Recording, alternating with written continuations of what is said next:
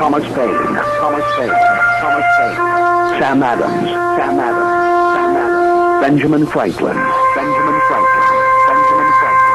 These men spoke up for what they thought was right. From their courage came such documents as the Declaration of Independence and the Constitution of the United States. From their willingness to speak what was sometimes unpopular but right, we enjoy such liberties as freedom of speech, the right to keep and bear arms, and freedom of religion. There are those who still wish to oppress our freedoms, and there are still patriots willing to stand up and defend life, liberty, and the pursuit of happiness. Men like Zeb Bell, who honor our founding fathers and what they stood for. It's now time for Zeb at the Ranch, speaking up and defending your freedoms. Brought to you by Magic Valley Les Schwab Tire Centers and all of the other great advertisers on the program. And now, Zeb Bell. We have now a spelling lesson class, so listen closely, please. The last four letters in American, I can. The last four letters in Republican, I can. The last four letters in Democrats, rats. End of lesson. Test to follow on November 6th of this year. And remember, November 2014 is to be set aside as Rodent Removal Month. Please help to achieve that goal. Thank you. Here comes Kate Smith, and God bless America. Good morning on a Tuesday. Zeb at the Ranch.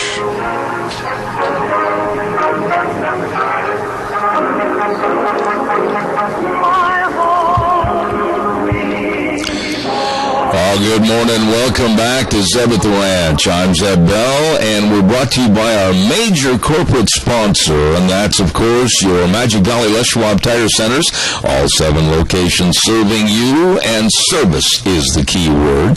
And, of course, some of our great advertisers, including Lee's Furniture, Floors, and More at 459 Overland and Burley, and our friends at Western Waste Services, always at your disposal. Get on the route service today. Call Kelly and the crew at 734-6969.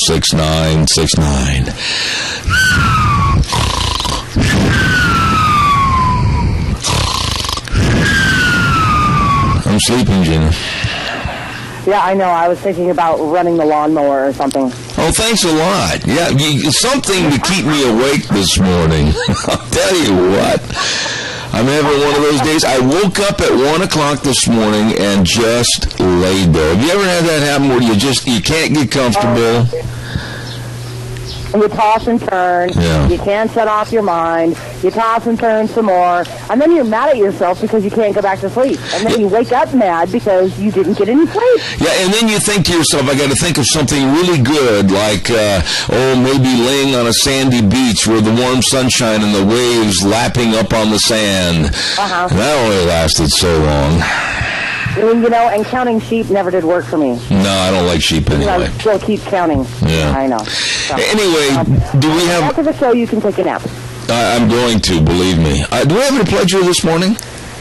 We have Little Miss Abigail on for the pledge and Michael Rogers on for the weather. Oh, wonderful. Abby, good morning. Give us the Pledge of Allegiance, please. I pledge allegiance to the flag for the United States of the United States of America and to the republic for which it stands, one nation, under God, indivisible, with liberty, justice, and for all. Thank you so much, Abby. It's good to hear from you. Take care, God bless, and hopefully we'll see you sometime at Lunch Bunch, okay? Okay. All right, thank you. She is a very sweet young lady. Hey, Cheney Flooring and Home Design. Don't forget they're having a back-to-school sidewalk sale this week all the way up till the 23rd, and it's time to finish those final home repairs right now. This is a great time, and you can enter a back-to-school gift basket. Win that, a 30-minute massage gift card for mom and school supplies, and there's going to be discounts on bedding and throw pillows and picture frames and all kinds of neat stuff at Cheney Flooring and Home Design. And don't forget, schedule a free in-home design consultation and sign up for the free do-it-yourself classes that are going to begin in September. They're located at 1228 Oakley Avenue in Burley. Look for their blue door. Call them 678-6945, Cheney Flooring and Home Design. And right now, here is Michael Rogers' weather. 61 degrees outside. Morning, everybody. One of those situations where you want it to rain, you're going to have a nice weekend. So you got rain in the forecast. It'll continue all the way to Thursday night. You come out of it on Friday, Saturday, and Sunday. Ought to be nice. Dog days of summer is almost over and done. High day 86, overnight low about 61. So the weather, still the weather you got. There you go, MichaelRogersWeather.com. Brought to you by really great folks. Look for their blue door at Cheney Flooring and Home Design, 1228 Oakley Avenue in Burley. Really, really good folks to work with. Hey, by the way, Jerome County Fair Team Roping is going to be tomorrow night, Wednesday night. Sign up at 6:30, rope at 7. Dave Zanino, our old buddy, putting it on. It is a 3 for $20 draw pot. Everybody try to be there. Darrow's Cleaners. My goodness sakes, we want to mention Darrow's Cleaners real quick. If you've got stains on some of your clothing, and if you eat like I do, like it's a smorgasbord, and my goodness, my shirts look like Appaloosas, holy smokes, take them in there, get them cleaned, they'll come back looking brand spanking new. Wonderful people to work with, and they've got gift cards so you can share the benefits of Darrow's Cleaners with other people. 1223 Albion Avenue in Burley. And by the way, dry cleaning is the best thing in the world for your garments. No, it does not shorten the life of your garments. It keeps them looking really nice. At Darrow's Cleaners, 1223 Albion Avenue in Burley. Oh, by the way, too, before we get into our lead story this morning, I want to remind everybody about SafeLink Internet Services, and you know Idaho's #1 choice for wireless internet, SafeLink Internet, and we've been mentioning about a free router, free 30-day risk-free trial, and free installation. Holy cow.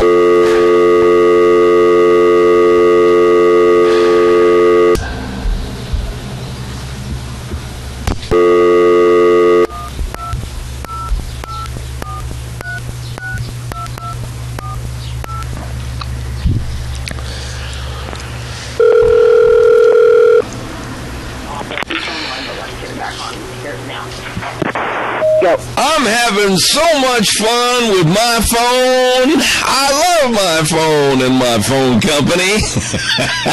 No, I don't. And I'm going to poke somebody in the nose. They told me it was fixed, and it's not. Oh, goodness. I got to write that down at 8:14. Anyway, as I was trying to tell you about SafeLink Internet, be sure and give them a call at 677-8000. 677-8000. Tell them Zeb sent you.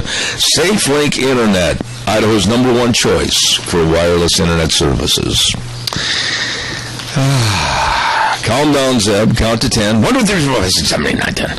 There we go. I'm all done. I want to talk again this morning, and I don't mean to beleaguer the fact, but is extremely dangerous, volatile situation in Missouri, in a suburb called Ferguson near St. Louis. And this situation is absolutely despicable, but it could happen anywhere. It could happen in Boise.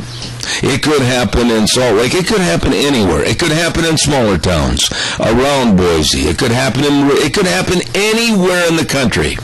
Looters are taking over, and the crime in that city right now, Ferguson, is absolutely deplorable. Looters are nothing more than pond scum trying to help themselves to the goods that others have paid for and own. They are absolutely without any common sense or any sense of society. Nothing. They have no value. In the old days, now remember this when looters down in the Watts riots, remember that? The warning went out that if you are out on the streets after curfew and looting, you will be shot on sight. I have no problem with that whatsoever. These people now in Ferguson, Missouri, many of which own the stores, the convenience stores, the furniture stores, the television stores, etc., are not going to be able to go back into business because of their extreme losses, all because of the greed and the criminality of these lowlifes called looters. Caller, I'll be right there. Please stand by just a moment. Stand by.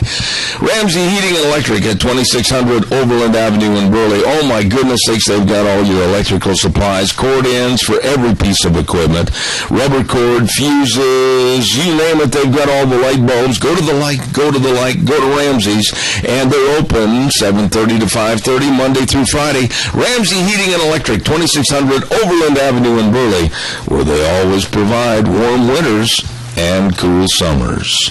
Good morning, caller. You're on the air. Good morning, Zeb. Yes, sir. You know, I'm a small business owner, and if I was back there in Ferguson, my place would be lit up, and there would be armed guards. And anybody tries to break in, there'll be a sign. You try to loot, you will be shot. You know, Doug, I just don't know about this situation back there. It's going to escalate. Now, let me just throw this at you, and for anybody else listening, how do they win this situation over to the point where it finally starts to dissipate from the headlines? What happens if the victim that was shot, Michael Brown, and we're getting more reports, I'm going to go into this in just a few minutes, we're getting more reports from people that actually saw what happened, and we're getting reports that Michael Brown actually started the confrontation with the police, and he was the instigator of the problem. But what happens if the victim was shot with provocation? The entire area, if that goes to court, and they find out that Michael Brown was guilty, they're going to have complete disruption and another chaotic sense of looting, etc. But on the other hand, if the policeman is found guilty of excessive force, he will never get a fair trial. He'll never be able to go back to his residence. He is going to fear for his life for the rest of his life. Nobody in any scenario is going to be a winner, Doug. Very true. Very, very true. And you remember, back when we was kids over in California, the Watts riots in there. Oh, yeah. And I read a little bit about that a while back, and the store owners, there was a lot of Orientals back there that owned businesses. They were on their roofs with automatic weapons or semi-automatic weapons, and that's what saved their businesses. Yeah. Unfortunately, the looters are the ones that's making a bad name for everybody. The bad people always make a bad name. Doug, they are taking the death of a human being, whether that young man was guilty of all the things that are being alleged or not. They're taking the death of a human being, and they're using it as nothing more than a ploy to steal and pillage and plunder. That's all they're using it for. That's true, and they are not helping the image that if they wanted to help his image, they would stand back and let the course go and let justice take care of it, let the investigation, but they're wanting this man to be guilty before he's even found out if he committed a crime. And I'll tell you something that is just absolutely sickening to me is that the story's coming out now that, and from eyewitnesses that the policeman Wilson, drove up to Brown and a friend walking down the middle of the street, and he told the two to move to the sidewalk, and after driving ahead of them, Wilson reportedly received a dispatch call about a strong-armed robbery at a convenience store where this young man, Brown, had stolen some cigars and had threatened the manager. He backed the car up, and this is when all heck broke loose. And I'm telling you, there's more to this story, Doug, that needs to come out. I know it, but just look at what the kid was doing. Walking in the middle of the street. That right there is an act of defiance. That is an act of, I don't give a dang what you guys think. I'm going to do what I want to do, and you can't tell me any different. This is no small child. I mean, this guy is a big bruiser, and this young man, from the estimates I've heard, about 6'4", 6'5", well over 300 pounds. And it's disgusting to me that racism is coming up and rearing its ugly head over this. What about the reverse? Let's just talk about the reverse. Yeah, what if a black cop shot a white kid? There you go. Same thing. Yep. Would Eric Holder and President Obama weigh in on it, or would it even hit CNN News or even MSNBC? Yeah, and the deal with Eric Holder flying to Ferguson, what about flying to Chicago? What about flying down to the border? What about flying other places of great criminal intent in this country? Right. Did you see Fox when one of the reporters was asking Jesse Jackson, about this deal in Ferguson, and then he started asking about Chicago, why you're not there in Chicago, and... No, I didn't see that. Listen, good one. Doug, I appreciate your call as always. I got to pay some bills quick. Thank you. Caller number 2, stand by. Have a little patience with me. I've got to pay some bills. Valley White Home and Ranch, 910 South Oneida in Rupert. Always, with everything you need, all your clothing, all your boots, all your livestock needs. I don't care what it is, they've got it right there. And they want to say thank you to all the 4-H'ers for all your business. Yes, they do. They appreciate your business during fair time. Thank you very much. And don't forget, too, they got all your dog and kitty cat food, all the Gallagher fencing, and maybe a lot of us are looking forward to maybe a couple of days off. They've got all the fishing supplies over there, too, at Valley White Home and Ranch, 910 South Oneida in Rupert. Stop in, find what you want. You'll find everything you need at Valley White Home and Ranch, 910 South Oneida in Rupert. I'll be right there, caller. Stand by. Don't forget, to Denny's Restaurant, 611 Oberlin and Burley. Oh, my goodness sakes, our next lunch bunch is going to be next Thursday, the 28th. Everybody try to be there, and I'll tell you what, the menu is fantabulous. Breakfast, lunch, or dinner. You just pick what you like, and it is good. And the service is impeccable. They really take care of you over there at Denny's Restaurant. Thomas and Terry, the whole crew, 611 Overland and Burley. You stop in and see them today. Denny's Restaurant, the home of Zeb's Lunch Bunch. Caller, good morning. You're on the air. Yes, good morning, Zeb. I don't think this thing should have gotten out of hand like it was, but unfortunately, we've got a race hater like Al Sharpton. Instead of going down there and trying to bring peace to that area, he's down there throwing gasoline on the fire. How are you going to stop something like this when you've got a jerk like this causing problems? Well, how do you put the genie back in the bottle? How do you put the cork back in the bottle now that it's been let loose like it is with Al Sharpton, Jesse Jackson, and many others? And you know something, Tony? They are doing something right there at the spot where supposedly and allegedly this young man was shot. They have erected a voter's booth for voter registration. And you talk about low class or no class. How could they be that unhuman to put up a voter registration booth right on the spot? I don't know, but this is just an example of what we're facing in every major city in this country, and it's not too far off. This is exactly what's going to happen. This hate stuff is on a roll now. No. There's going to have to be some draconian measures taken to put a stop to it.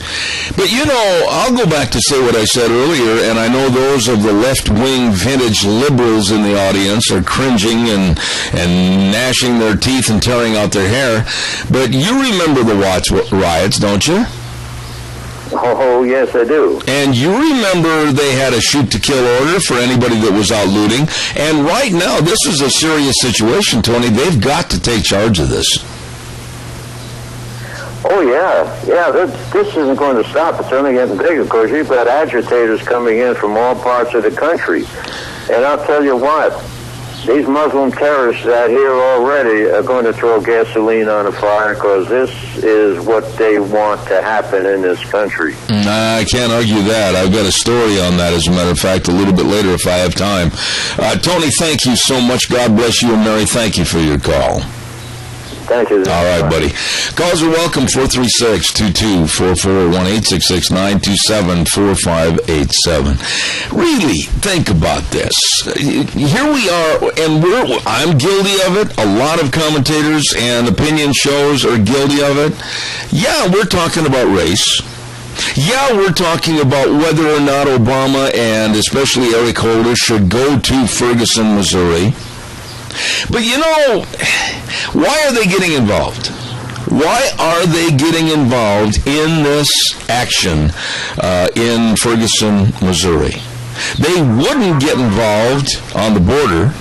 They wouldn't go to Rahm Emanuel's Chicago and talk about the multiplicity of shootings and deaths every day on the south side of that city, which is a war zone. But they will take the time and the effort in this specific story to go to Ferguson, Missouri, and really trump this thing up. Caller, I'll be right there. Don't go away. Barry Equipment and Rental, we want to say to Eli and the rest of the folks, thank you so much for what you do. Barry Equipment and Rental with locations in Twin Falls on Addison Avenue, South Lincoln and Jerome, and the new one right there on Highway 30 in Burley. Man, they've got everything over there. All the man lift skid steers, all the excavators, they got all the Bobcat equipment, they got all the Coyote tractors, they've got all the big Doosan loaders, they've got full-time certified mechanics. Great shop working on all the equipment. You want to buy? You want to lease? It's right there at Barry Equipment and Rental. You stop in and see them today. Twin Falls, Jerome, and the new location on Highway 30 in Burley. Good morning, caller. You're on the air. Zeb, I got to agree with Tony. Me and a couple of the guys were sitting around last night and we were talking about this same situation, and we've all come to the conclusion we think this is a plot. There's more in this than just the innocent shooting of a teenage boy. Yeah, you know, there's a lot more to it than that. All right, wait a minute. Stop just for a second. Whoa. Listen to me. Lay out real fast, because I've only got a short time before a hard break. Lay out what you think is a plot. You tell me so I can hear the whole thing in its entirety. Well, we pretty well figured it out that this is all escalated more than just this. Now you've got the ISIS that are going to be throwing fuel to this fire. You've got all the liberal left that are the poor black kid, you know. It's all going to turn around to be a race thing. It's going to turn into a cancer.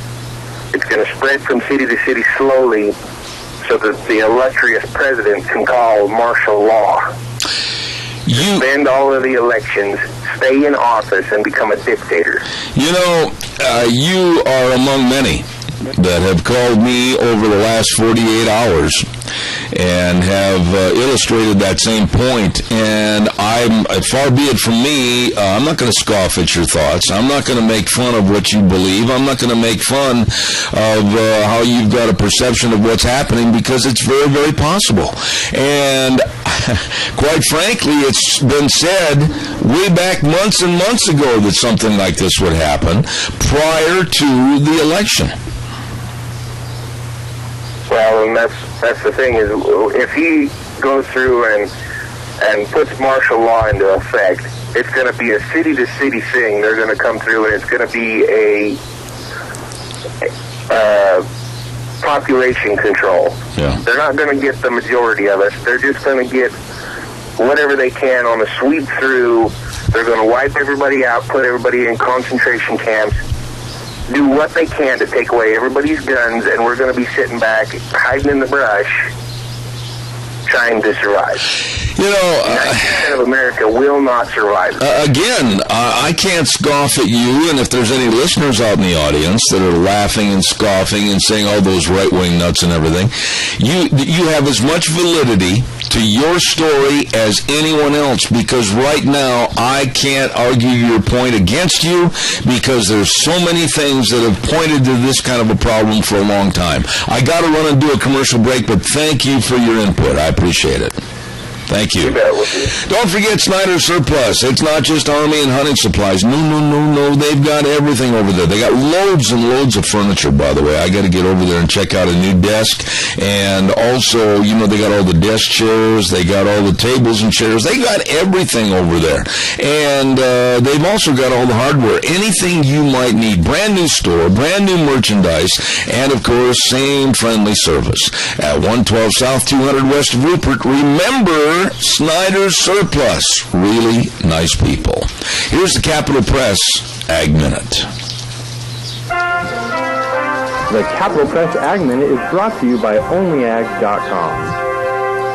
Sprout damage caused by monsoonal early August weather has forced Idaho barley growers to divert huge quantities of malt barley to feeder channels, driving down already low barley prices. Tim Pella, an Idaho Barley Commissioner and Program Manager over Idaho Barley Operations for Bush Agricultural Resources, said his company's contract allows up to 1% sprout damage, and he's seen loads with up to 50%. Pella says the company is evaluating taking barley with sprout damage above the contract level. Idaho Barley Commission Administrator Kelly Olson says it's too early to know how much malt barley will have to be sold as feed, but describes the damage as a catastrophic loss resulting from a once-in-a-generation weather event. To receive instant, exclusive, unlimited access to the West Agricultural News Source, register your account today at CapitalPress.com. I have in my hands, and my wife got a hold of it this morning for us, the information regarding Jesse Jackson and other liberal activists that are literally, and I wasn't making this up before, I don't put anything on the air that's not verified. Caller, I'll be right there, don't hang up. Jesse Jackson and other liberal activists are rolling out voter registration efforts as part of a coordinated left-wing push to sign up voters during the wave of these violent protests that are going on in Ferguson, Missouri. Honestly, I can't think of any more low-class or no-class people. And they have even set up a tent right where the victim was shot. I mean, this is ridiculous. Caller, good morning. You're on the air. Yeah, Zeb, when I talk to people, virtually everybody I go and talk to, however it is, I ask them about what they think about the state of the country and where we're going to end up. And it seems as though that everybody thinks that it's going to get worse before it gets better. And so then I say to myself, okay, so what are we going to do? Are we going to do something? Or are we going to just sit here and or just wait for it to occur? Are we going to wait for Christ to come and bail us out? Because he's not going to. He's not going to bail us out. We've got to take care of this on our own. And Christ may not come for 50 years. And we're just all waiting, like not all of us, but people are waiting for somebody else to do the job. Well, the job isn't going to get done until we do it. So if truly what the last caller said is true, that martial law is going to end up happening, okay, then what are we going to do to stop it? Because if we just talk about it like that it is, which you could, and I agree with you, but then we've also got to be proactive.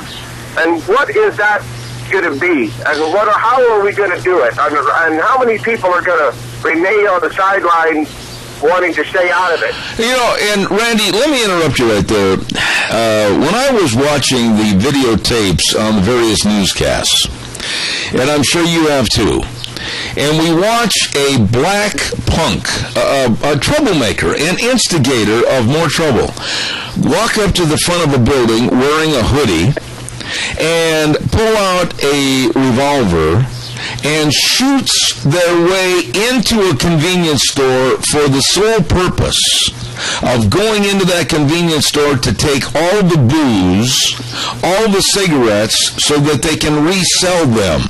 I mean, have we lost our minds in society?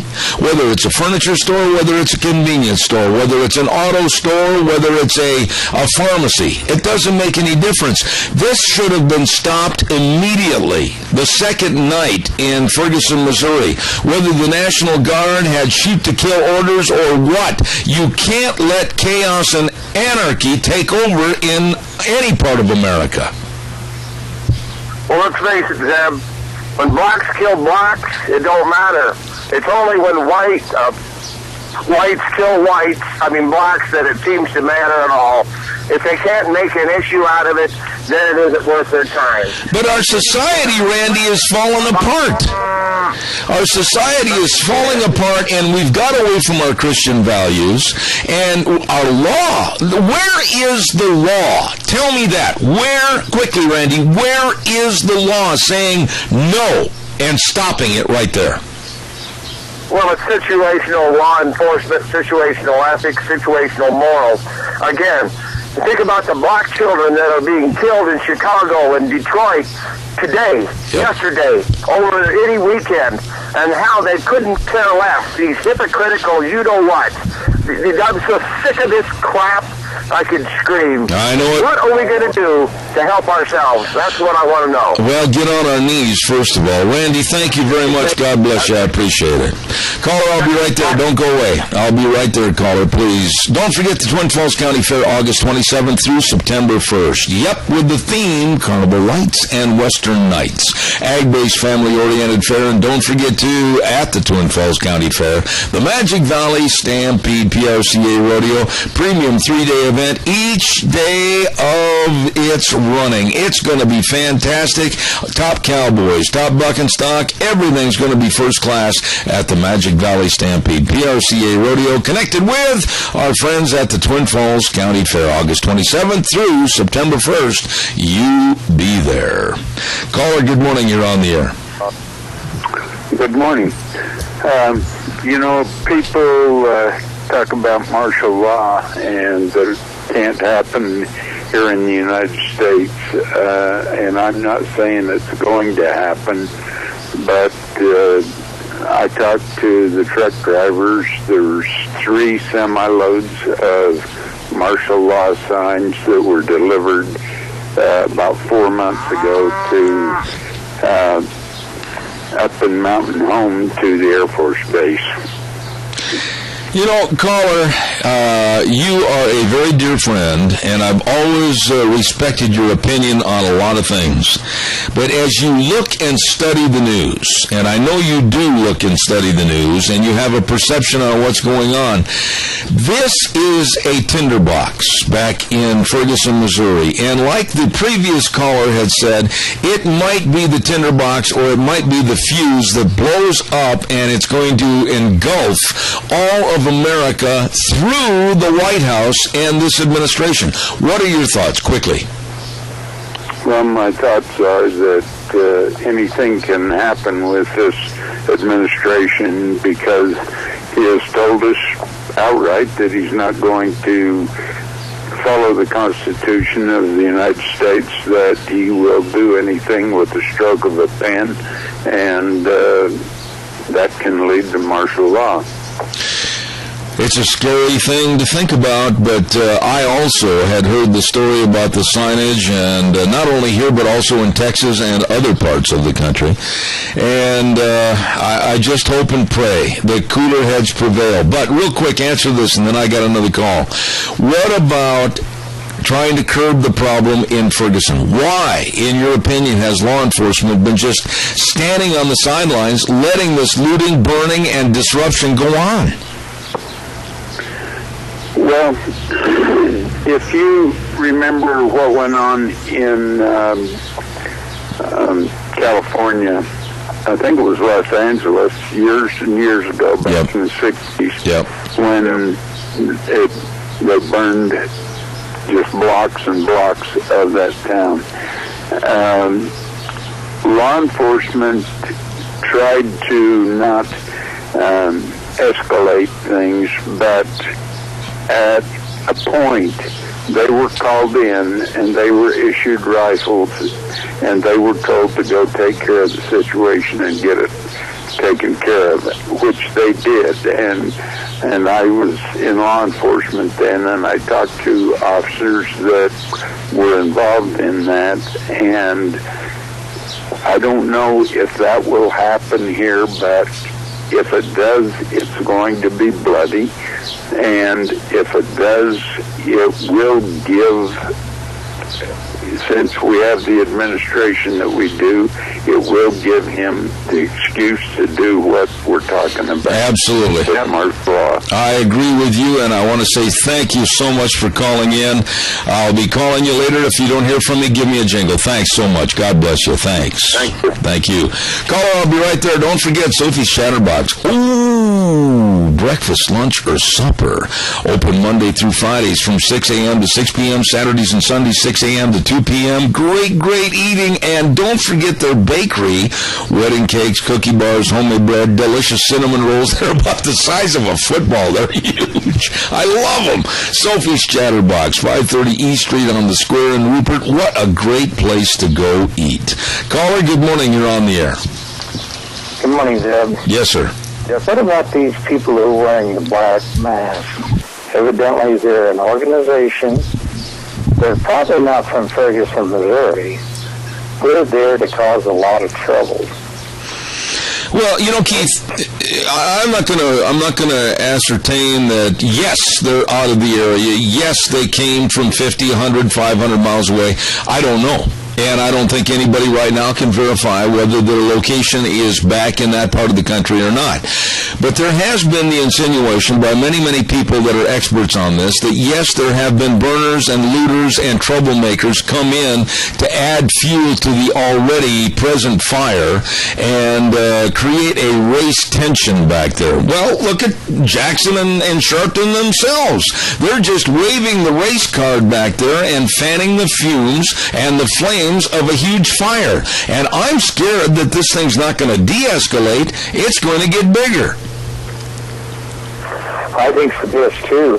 And the fact that these people are wearing masks and everything, it isn't that they're afraid to be recognized. They want you to know who they are, and they will be back. Keith, real fast. Fear-mongers is what they are. Let me ask you something real fast. Where is the key to unlocking the problem to be solved in this situation? There's a no-win situation for the police department. There's a no-win situation for the policeman that's going to be up on charges of excessive force. There's a no-win situation for the family that's lost their child. There's a no-win situation for the city trying to curb the violence and the burning. What's the answer, Keith? What do you do? I don't know, but how much damage does it do to a person with those rubber bullets? I never did ever understand that. No, I can't answer that question, nor do I even want to try to have the perception of what it does. I wouldn't know. All I'm saying is that there has got to be some kind of a curtailment of this violence. There are people in St. Louis that are sweating right now like you can't believe because they're afraid it's going to start in St. Louis. Move and escalate to Chicago. Move and escalate to other cities like Detroit, Indianapolis, etc. I'm telling you, this thing is a very volatile situation, and it's going to recreate, I think, bigger race wars than ever. I think it's just opening the gates for the black people to just overrun this country. That's what I think. Well, we're going to... You know, Eric Holder's going there. What's he going to do? Yeah. Yeah, and why? Why is he going there? I can't understand it. Keith, I got to get a weather forecast in. Thank you so much for your call. I appreciate it. Ladies and gentlemen, real quick, a weather update with MichaelRogersWeather.com. Please, more calls. Give me a jingle. Thank you very much. 436-2244. Here's Michael. Hi, everyone. Michael Rogers for Zeb at the Ranch. Scattered showers today, cooler temperatures. Winds are not going to be a problem, but it's going to be wet today and also for tonight. Looking for a high today of 86, pretty good number. 63 for the overnight low, a little bit cooler, but otherwise It's going to be a wet one today. Slight chance of a thundershower for tomorrow, and also a chance of a thunderstorm earlier for today. But it's a wet one today, so enjoy the weather. What do you got? Thank you, Michael. We appreciate it. Gina, I apologize. I can't remember if you had another call waiting or not. Please let me know. Nope. Okay. Thank you. Situation in Ferguson, Missouri is completely out of control. And as I look at some of the news stories that are coming out this morning, talking about the left, as I mentioned earlier, setting up voter registration tents even at the spot where this young man was shot, at the roadside memorial. This is so disgusting and despicable. And then people are coming forward that actually saw the shooting, and their stories are going in accordance with the Policeman Wilson. And we're finding out that this young man, Michael Brown, not the goody two-shoes that you had thought and possibly that was portrayed initially by the media. And this whole thing is now in a non-win situation. How do you stop this? I mean, how do you stop the violence? How do you stop all the hatred? How do you stop all the burning and the looting? And when you see the pictures on the news, and I urge you to go to the news and try to get those pictures, especially of a group of thugs and punks and absolute ne'er-do-wells standing in front of a store for the supreme purpose of breaking in, stealing, and going home with their bounty. And one pulls out a gun and shoots off the lock of the building so that everybody can jump in and steal booze and cigarettes and everything else. What a disgusting situation. Caller, good morning. You're on the air. Good morning, Sleepyhead. Yes, sir. It is disgusting, and it could be stopped if you'll say, Mr. Holder, keep your butt back in Washington where you should be doing your job back there. Let the state take care of it because that's where it started. You haven't done nothing while you're in office anyway. Mr. Obama, go back to the golf course and shut the hell up. And people in Missouri, you can handle your problem. Use the National Guard like it's designed for and put a stop to them guys from Oakland and that stuff coming in there and keeping this stuff going. And arrest Jesse Jackson and Mr. Sharpton because they're the one that's the race riders. Okay, now, Al, we know that what your wish list is probably will not happen. But answer this. Why not the border?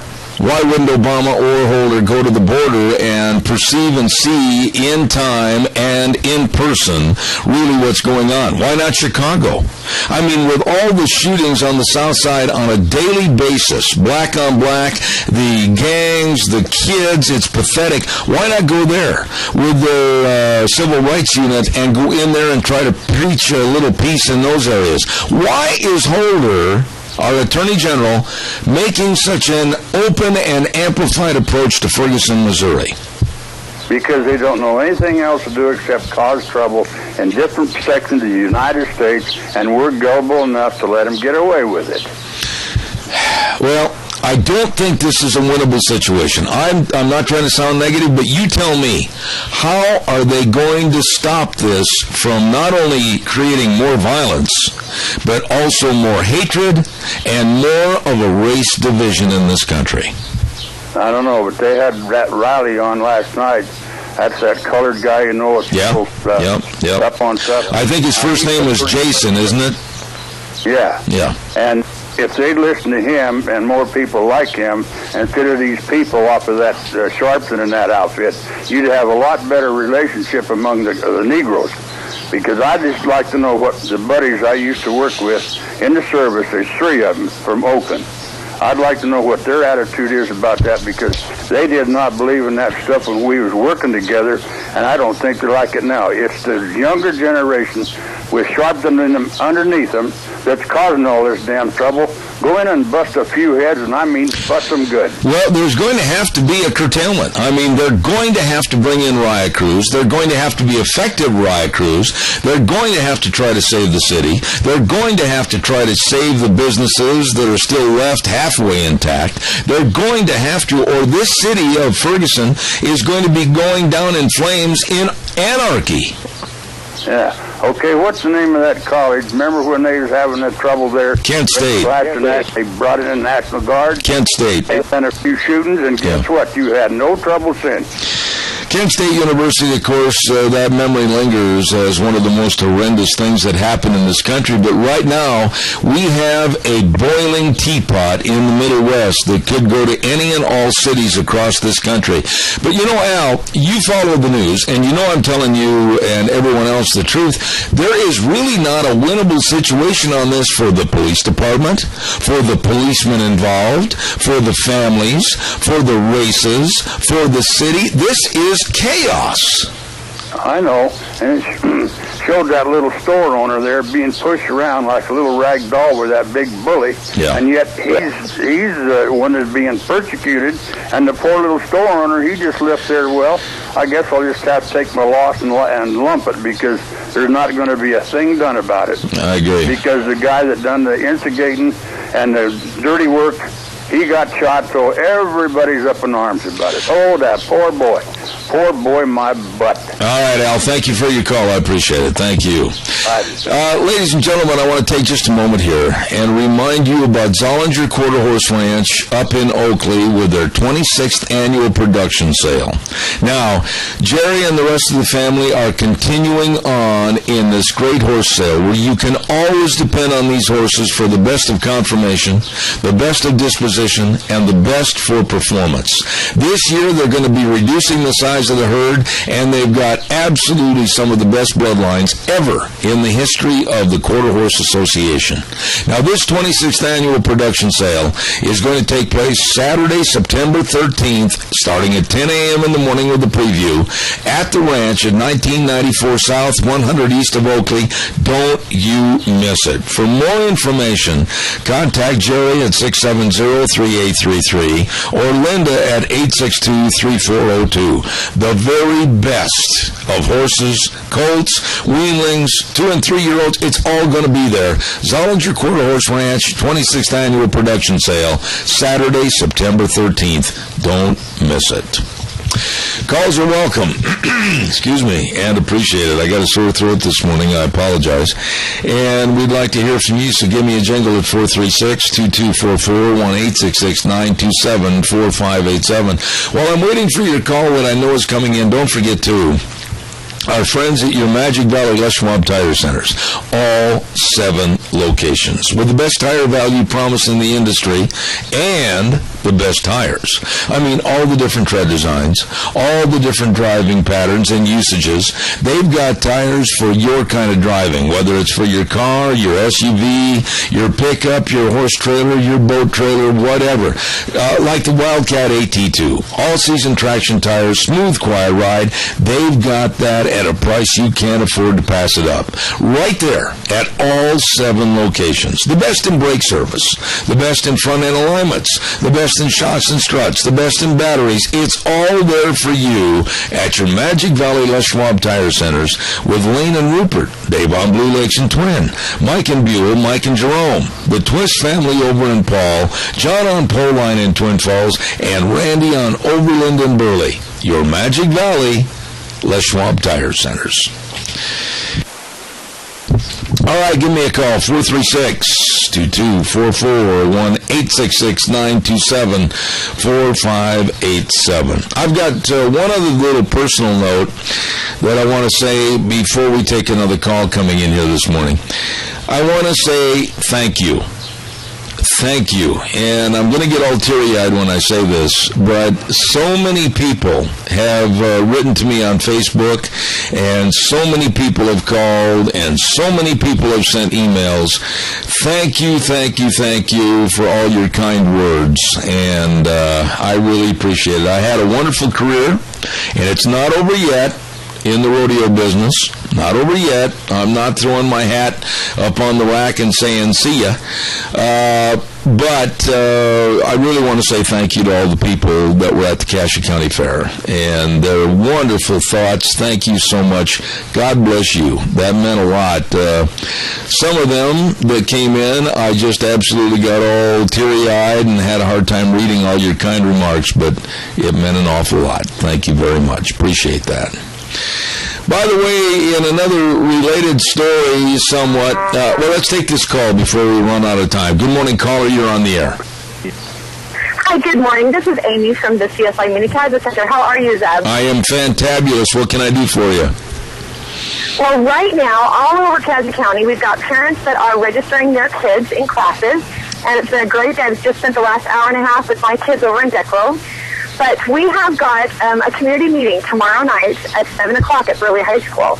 And it's for parents of juniors and seniors because we're going to explain the dual credit classes that we have at CSI in local high schools. We are going to explain the tech prep classes that are available. But most importantly, we're going to discuss this new fast-forward legislation that was passed by the state of Idaho that actually gives money to all juniors and seniors in Idaho to take these classes. And so no longer will funding really be an obstacle for families that will want to pursue these higher education classes while their kids are in high school. All right. Now tell us again the time and the location. It's going to be at 7 o'clock at Burley High School Little Theater. It's for parents of juniors and seniors specifically in Minidoka and Cassia counties. And we're talking about the CSI classes that are available to the students and how families can get support from fast-forward legislation, paying up to $200 for juniors and up to $400 for seniors. Okay. It's a great opportunity to learn about the dual credit options at CSI, as well as just the programs available. And anyway, we just want all the families to know about it and to come. There'll be representatives from CSI there to explain the process. All right. Now that's tomorrow night, you said? Yes, it's tomorrow night. We planned it after registration so that families would have their children's schedules, both from Minidoka County and Cassia County. All right. I've got to run to the news, but thank you for calling. Very newsworthy. I appreciate your call, and you did that very well. Thank you very much. Thank you. Thanks, and have a great day. You bet. Thank you very much. We're going to take a little break right now, and we're going to listen to the news, and unfortunately, I'm sure it's probably not going to be all good about what's happening in Ferguson. And then we're going to come back, and we've got Ken Blackwell talking about mortgages, Fannie Mae, Freddie Mac, and then at 9:30, don't miss Ron Kessler, author of the book called The First Family Detail. Very interesting book. You've seen him featured on the news, all about what goes on behind the scenes with our Secret Service. I'll see you in 6.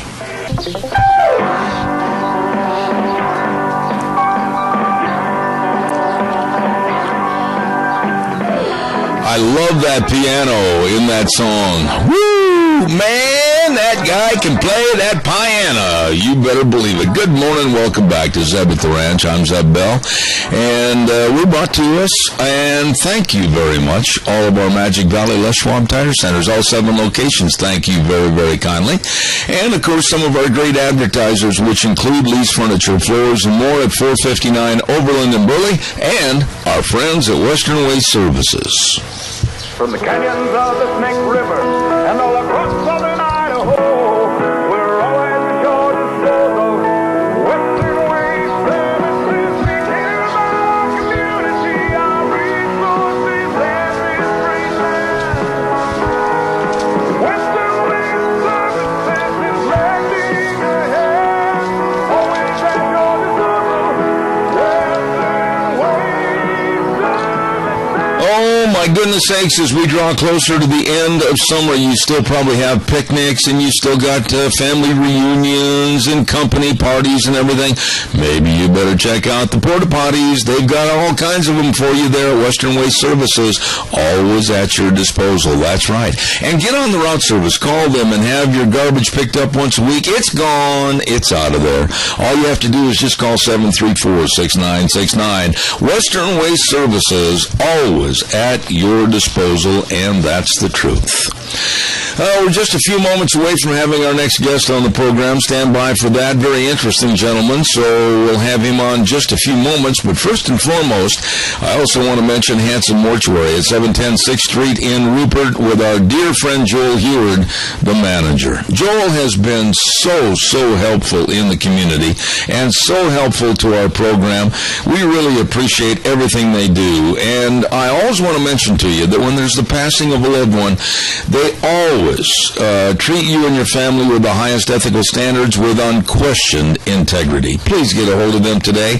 Number to call, 436-5636. That number again, 436-5636. Hanson Mortuary, 710 6th Street in Rupert, serving you and your family. Right now, we're going to get on the phone line, and we've had this gentleman on our program before. We're looking forward to visiting with him again as he talks to us about housing reform. Ken Blackwell, how are you, sir? Sir, I'm doing just fine, sir. How are you? Not too bad. Good to have you back on the program. By the way, Ken, where am I calling you at? Where are you living while we're doing this phone call? Well, while I'm doing this phone call, I'm in Cincinnati, Ohio. Let me ask you a quick question, Ken, that has nothing to do with our subject matter. But as we look at this situation in St. Louis and the suburb of Ferguson, this situation has a potential of spreading to other cities and causing a mass, chaotic, anarchic type effect. What are your worries about this? Well, look, let me put it in a broader context and then bring it back to the specific situation in Ferguson. You know, a week before he was elected in 2008, this president, then Barack Obama, Senator Obama, said that we were a week away from fundamentally transforming our country. And so we've watched him transform our market economy into a government-controlled economy. He's transformed our family-centered society into a government-centered society. And he's transformed our national philosophy, or he's attempted to transform our national philosophy, founded upon the primacy of the individual and the supremacy of God, to one founded upon the primacy of the collective good and the supremacy of the federal government. This is a president that believes that big government is not the problem, but the solution. When throughout human history, we have found that big government, whether it's totalitarian government or authoritarian government or just big welfare states, they are part of the problem. It breeds a dependency, and it becomes a cultural problem. You know, we have rapidly become a culture where earning money doesn't entitle you to it, but wanting money does. And that is symptomatic of a dependency that is perpetuated by the welfare state.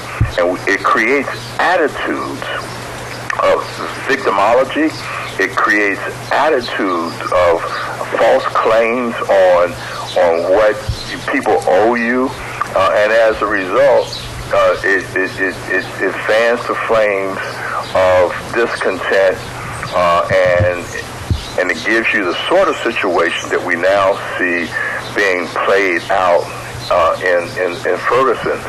And the erosion of the family-centered society, the erosion of the rule of law, impacts, ironically, the black community more severely than the larger white community.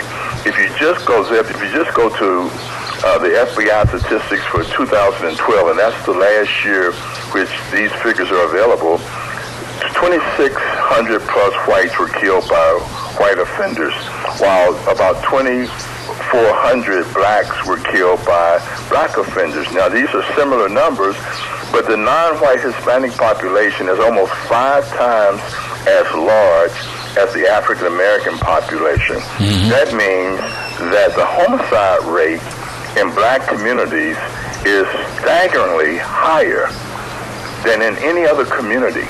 And for folks to be focused on this one incident and not concerned about the larger homicide rate in the African American community is illogical and irresponsible. You know, that was extremely well stated, and Ken, quite frankly, I didn't mean to slip you that curveball this morning on a different topic, but I'm so concerned because, in essence, what's going on back there with the destruction of property and the theft and the looting and everything basically does come into our next subject that we wanted to talk about, and that's housing reform, because right now there doesn't seem to be any respect or any authority to protect private property back in that area. Pick it up from that point, if you would. And it starts with the president and the administration. And what I mean by that is that back in 2008, when there was a housing bubble that burst, there were private investors, pension funds, and the like that were called to the rescue along with the federal government to save Fannie Mae and Freddie Mac. And people stepped up. They were promised that when we turned the corner and recovery was in place, that their property, their investment would be respected with a return. Well, as 2012 came along, we made the curve. Fannie Mae and Freddie Mac were reestablished on sound footing, and the Treasury, instead of taking 80% and giving 20% to the private investors, the Treasury took the entire 100%. Mm-hmm. That means that there was a violation of the rule of law, and you and I both know that the rule of law is the basis for American capitalism.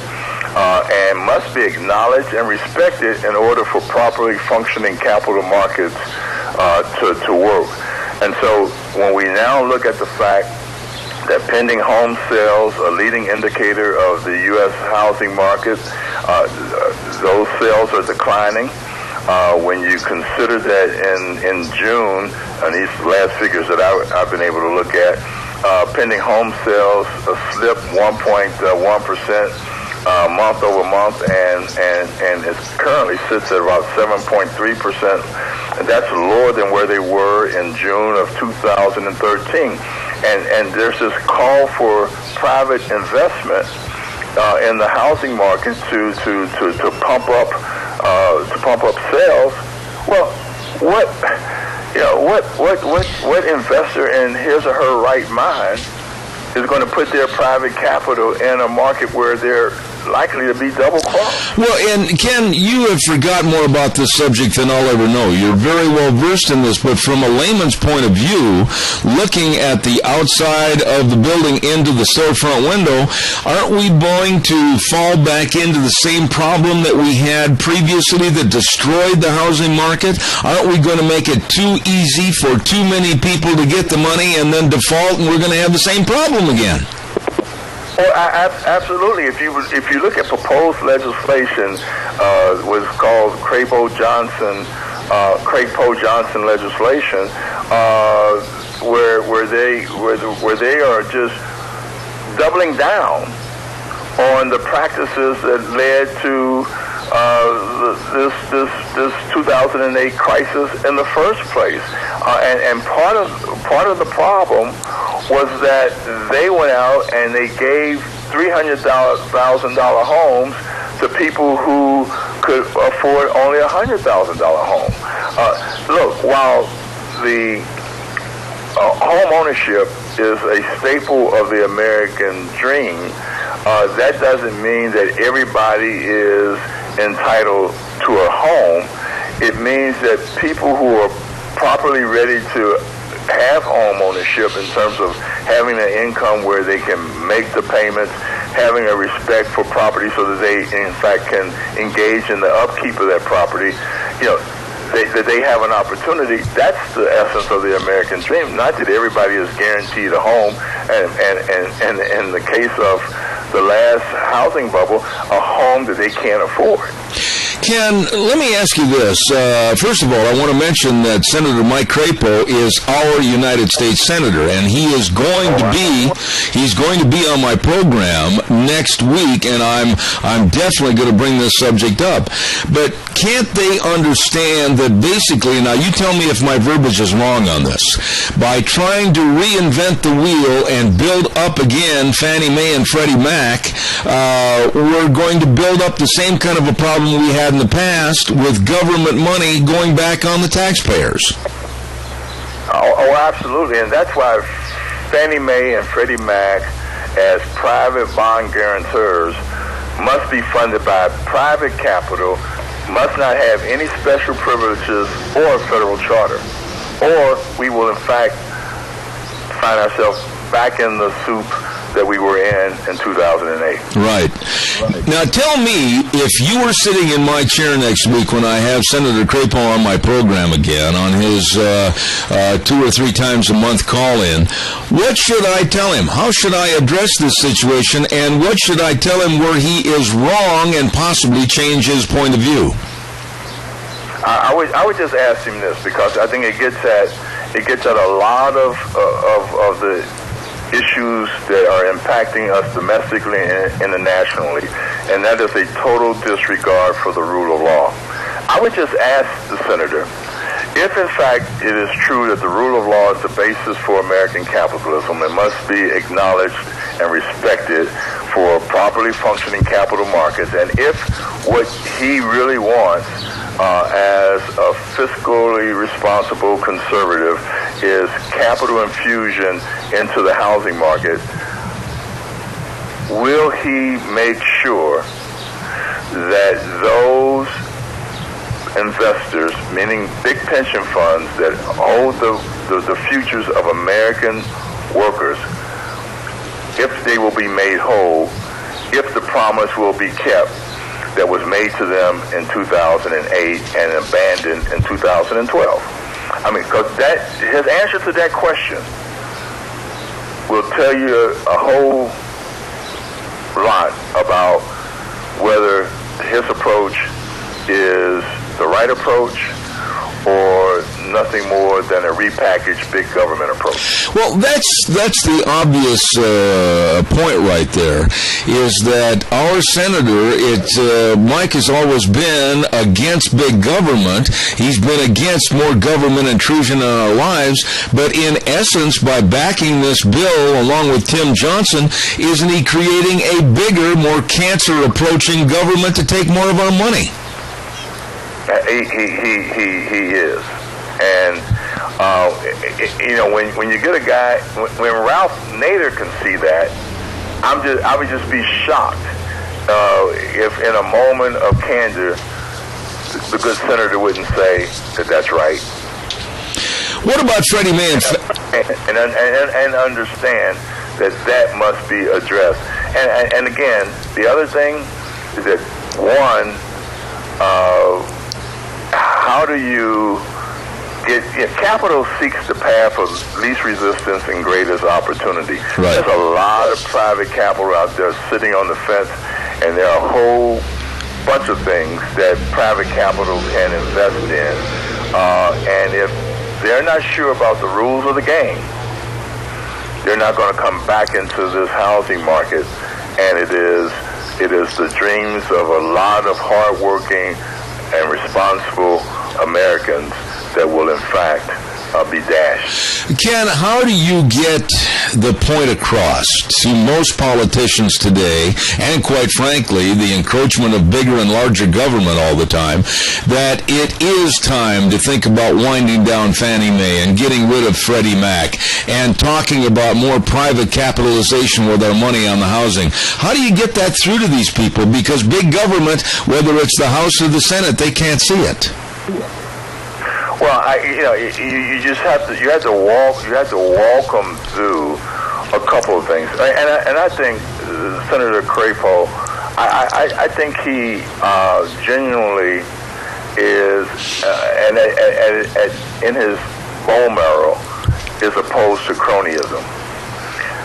There have been no bigger sources of cronyism in the American government than Fannie Mae and Freddie Mac. That's true. And so the question is, does the proposed legislation create more context for cronyism or reduce or eliminate the context for cronyism?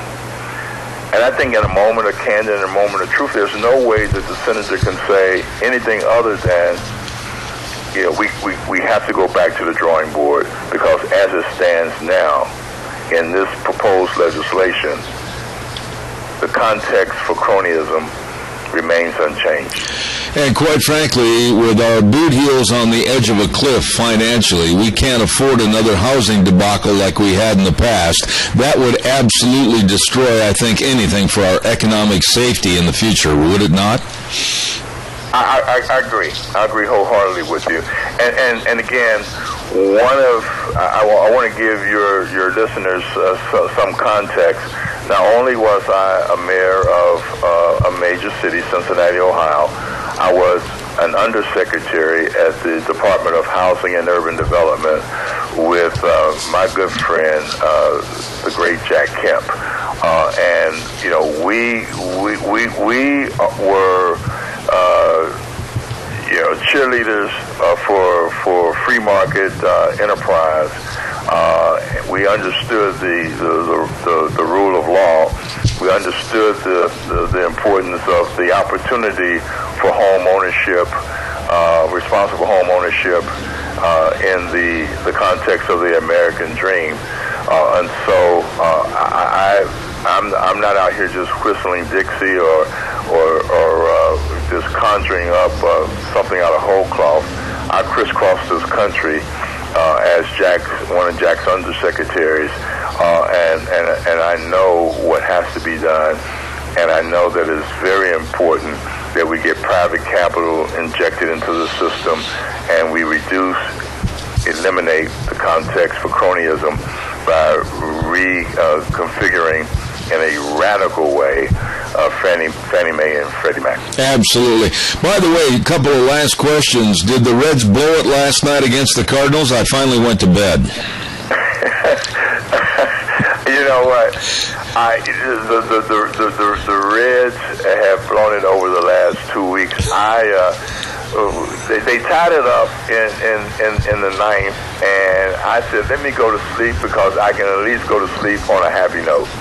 And I don't know what happened finally. And the last question is it true that the Bengals may field a football team this year? Oh, that's a low blow. I think we're going to field one of the best teams that we have fielded in the last 5 years, and the teams that we've fielded in the last 3 haven't been all bad. So I think that we're going to take it to the Steelers, and I think that means that we will win our division, because we're going to treat the Browns like they're our misbehaving little brother, little sister. Well, I'll tell you what. And one of these days, I'm going to call you, and I'm going to send you some paraphernalia that you can put on your desk and be really proud of. I'm going to send you some Green Bay Packer material. All right, Ken. God bless you. Vince Lombardi was one of my heroes. My dad used to get up and he had to get out to go to work very early, so he used to leave us motivational notes, and so he left us notes from quotations from the great Frederick Douglass. Those who are whooped easiest or whooped most often. The great Vince Lombardi, winning isn't the only thing, isn't everything, it's the only thing. So I'm very familiar with the winning attitude of Frederick Douglass, Vince Lombardi, and George Blackwell. But then, of course, you also realize that I'm a Cub fan, so you got even with me without even having to mention it. Listen, It's great to be a fan, no matter how good or bad the team is. I appreciate that. Ken Blackwell, I want you to know how much I appreciate this information. I will be talking with Senator Crapo next week. We'll find out more, and then I'll be in touch. Thank you so much for your time on the program this morning. Thank you. Mr. Ken Blackwell, former mayor of Cincinnati, Ohio, and really knows his stuff when it comes to housing reform that protects private property rights, and I'm glad that we had him on the program this morning. Caller, I'm sorry I couldn't get you in. I've got to do a commercial break here right now. I want to remind everybody about Duck Uglies, 163 West Highway 30 in Burley, right next to Berry Equipment and Rental. You can enjoy the greatest meals and the best in entertainment at Duck Uglies. Oh my goodness, on the 29th and 30th, they're going to have music, they're going to have the Nitty Gritty Dirk Band, and they're going to have Barton and Bowler. Oh my goodness, and they usually start playing around 7:30 or 8 o'clock at night. What a way to relax. Great food, great entertainment at Duck Uglies, 163 West Highway 30 in Burley. Did you hear that? Did you hear that? Yeah, I'm asking, did you hear that? Well, if you didn't, then you'd better listen closely and write this number down. 312-0957 for Mount Harrison Audiology and Hearing Aids. Christine Pickup, Doctor of Audiology, 1218 9th Street. Unit 2, right behind the Minidoka Hospital, across from the emergency room, is her office. And you'd better call her today. Hearing loss is not a part of aging. Do not ignore hearing loss. It's not an age problem. Something's not right. You'd better make sure that you're hearing what you should. Call her today. 312-0957. Mount Harrison Audiology and Hearing Aids. Christine Pickup, Doctor of Audiology. Did you hear that? Okay. Let's see. We've got our next guest coming on the program in just a moment. I'm very excited about having Mr. Ron Kessler on the program in just a moment, but stand by. Also want to remind you about our friends over at Let's Ride. They are ready to serve you with anything and everything. All the ATVs, the dirt bikes, the Can-Ams, the side-by-sides, and they've got the 2015 models that are coming in right now, and they've got rebates on some of the 2014 models. Oh, this is where the fun is sold. All you have to do is get on in and enjoy. They're open Monday through Saturday, 9 to 6, and the number 436-4771. Let's Ride, Highway 24 between Rupert and Burley, and a fantastic accessories department, and they've got a service department there that can fix anything. Great guys at Let's Ride, Highway 24 in Rupert, where the fun is sold. Also, real fast, want to remind you, too, about our dear friends Dean and Todd over at Cameron and Siemens Insurance. Life insurance, health insurance, retirement planning, employee benefits. They know all about that kind of thing. And they know that you need to be protected, and they know how to take care of it for a successful financial future. You call them today, 436-4424. That number again, 436-4424. Cameron and Siemens Insurance, Highway 24 in Rupert. They're waiting for your call. Let me check with my lovely board operator, Gina, and she will tell me if our guest is ready to go this morning. Yes. Thank you very much. I appreciate it. And I have had this gentleman on my program before, and he's an excellent, excellent author, and I've got every one of his books except this latest one that I'm going to go to the store and get as soon as I can. It's called The First Family Detail, written by, and I'm going to use great author Ron Kessler. Ron, good morning. How are you? Oh, thank you for having me again. Well, it's my pleasure. I was watching you do some of the news programs and some of the talk shows, and I had a chance to pick up on a lot of what this book is all about. Secret Service agents reveal the hidden lives of presidents, and automatically it piqued my interest to where I said, I got to have you back on the air. What are you trying to do with this book, Ron? What do you hope to achieve after everybody's had a chance to find out the content of The First Family Detail? Well, the idea is to tell what our leaders are really like, and so often the image that they craft for themselves is just the opposite of the truth, and we need to pay attention to that. We need to pay attention to character flaws, for example. Otherwise, we're going to be disappointed over and over again in our presidents. One example is Hillary Clinton, who claims to be a champion of the little people. She's going to help the middle class. But the reality is that she treats the people around her, the agents, like dirt. Those are agents who are there to protect her life, and yet she's so nasty to them that being assigned to her detail is considered a form of punishment. And people tend to disregard these character flaws. They look at how well people smile on TV and what they promise, but over and over again we're disappointed by our presidents. We need to look at character and track record. Let me throw this at you. With Bill Clinton, basically, from the blue dress and everything else, we knew what kind of a man he was, basically. And then, of course, Hillary, one that has always scared me, and I certainly hope she does not obtain the presidency. But what about the current administration? When I said this for a long time on my program, and I think you've solidified it in your book. When I look at Michelle and Barack Obama, I see a woman that really is a controller of that family situation. Am I right or wrong? To some degree, obviously, in the end, Obama makes the final decisions, but, excuse me, agents over here, Michelle, urging Barack Obama to be more aggressive in attacking Republicans and also to side with blacks in racial controversies. And, of course, we saw that with the black Harvard professor in Cambridge who got in trouble with the police. Again, this week he seems to be siding with the black teenager who was shot without knowing any of the facts. And this goes back to Michelle's comment during the campaign. For the first time, I'm proud to be an American because my husband, who's black, is running for president. If a white president started siding with a white police officer against a black, you can be sure there'd be plenty of outrage, but somehow Barack Obama does it and gets away with it.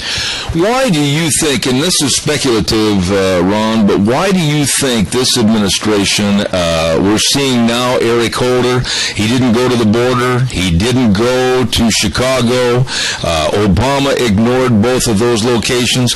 Why are they getting so involved in Ferguson? For what benefit to this administration, do you suppose? Well, you go back to Barack Obama's roots. He spent 20 years listening to Reverend Wright, who said that this is an oppressor nation and that it's racist. Always a chip on his shoulder. Then Obama was a community organizer, which means getting more money from the government and siding with minorities. So that's his background. And, again, people ignored his background, ignored his track record, which really showed no accomplishments, and voted him in. So now, most people are disappointed, and I'm afraid they're going to have the same blinders on again with the next presidency because the media focuses on, the message and who's ahead and who's behind, and somehow, ignores these basic ways that we evaluate everyone else in our lives. When we choose a friend or a new employee or make any decision, we look at the person's character, we look at track record, but somehow when it comes to the presidency, the most important decision of all, we just ignore all that. It must have been almost humorous for you to, when you were developing all the storylines for this book, do research on Joe Biden. He's a loose cannon and kind of a different personality. Tell us a little bit about Vice President Biden. Oh, Biden is someone, again, who crafts this image of the regular Joe, man of the people, but yet he spent $1 million flying back and forth to his home in Wilmington on Air Force Two, sometimes several times a week. It's one thing to go back a few times during the year to your home, but his home is in Washington that we pay for his vice president's residence. And these trips sometimes entail going back and forth twice in one day. Sometimes he'll go back just to play golf with Obama, and it's an abuse of our taxpayer money. But the most shocking thing is that when Biden goes back to Wilmington, he orders the Secret Service to keep his military aid with the nuclear football, which orders retaliatory nuclear strikes, at least a mile behind in the motorcade. He wants to look like regular Joe. He doesn't want to have a big motorcade. So the result, of course, is that if Obama were taken out or could not perform his duties, we would be defenseless because there would be no time for the nuclear football to catch up with Biden to launch a counterstrike. It's the most reckless, colossal lack of judgment you can imagine.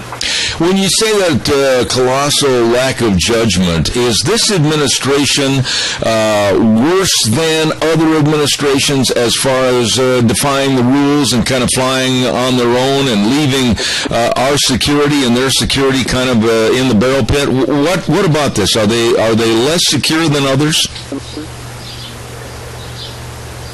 Yes, it's a mixed bag. Obama has been using drones to take out terrorists, but at the same time, his passive approach to foreign policy, his attitude that we should apologize to the rest of the world for our imagined sins, has meant that this world has become a much more dangerous place, and we've become a much bigger target for this Islamic Caliphate state. So the answer is that his policies have weakened us substantially. Not to mention the slow economic recovery because of his economic policies that constantly break business and increase government spending. Ron, has this administration played up to the Hollywood crowd so that basically many of Hollywood stars and starlets have a free pass to the White House and they basically skirt the Secret Service?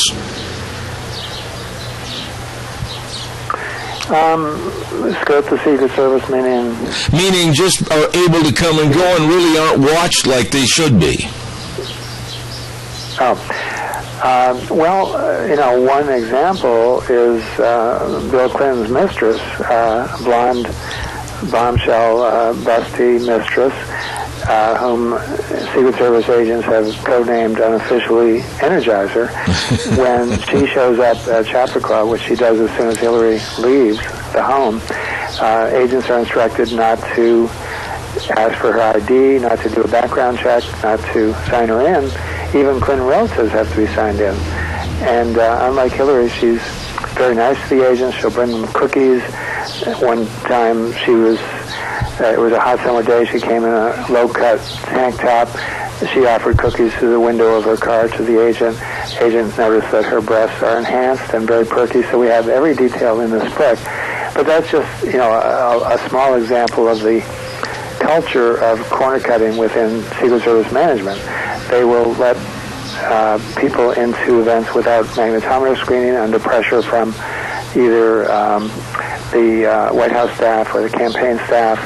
And in the book, The First Family Detail, I reveal that when Bradley Cooper, the actor, went to the White House Correspondents' Dinner where Obama spoke, a high-ranking Secret Service official in New York, just as a favor to Bradley Cooper, ordered agents to just let him into the secure area in front of the hotel where only Secret Service vehicles are allowed, and even they have to be screened for explosives because anybody could introduce explosives and take out Obama either with a Secret Service car or with Bradley Cooper's car.